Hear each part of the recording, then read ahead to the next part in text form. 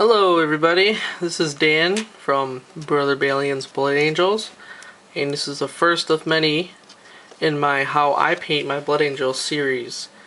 Now today we're not going to do any painting. I'm going to be talking about the tools that I use in my little hobby box here.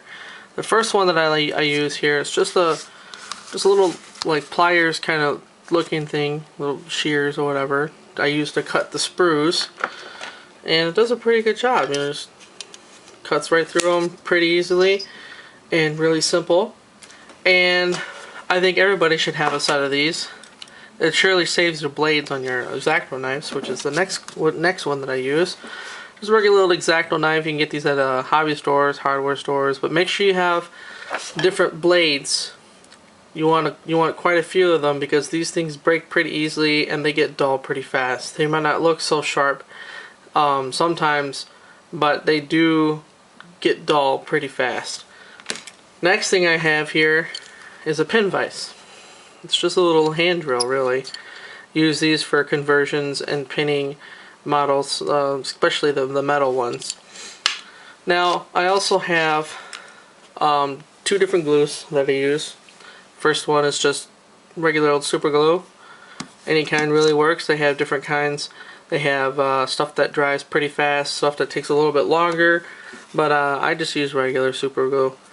Now the second one I use for my plastic models is this Model Masters liquid cement. I like this one because it doesn't melt the models and fuse them together. It heats them up just enough to give you that strong bond, but you can still take the arms off if you really need to. I have this guy all glued up with that stuff, so if he falls on the floor, he won't break. Now for paintbrushes, I got a vast selection of paintbrushes, but the ones that I use the most are Citadel paintbrushes from Games Workshop. I have a fine detail brush, a detail brush, and just a standard brush. These are sable brushes and they work very well. I recommend these to a lot of people. This brush, as you can see here, it's got a pretty decent point here of all the bristles. I use this to cover my models with the base coats of the rough coats of the paint. And detail brush, self-explanatory, got a little bit finer point to cover the smaller stuff such as like the purity seals and vents and whatnot.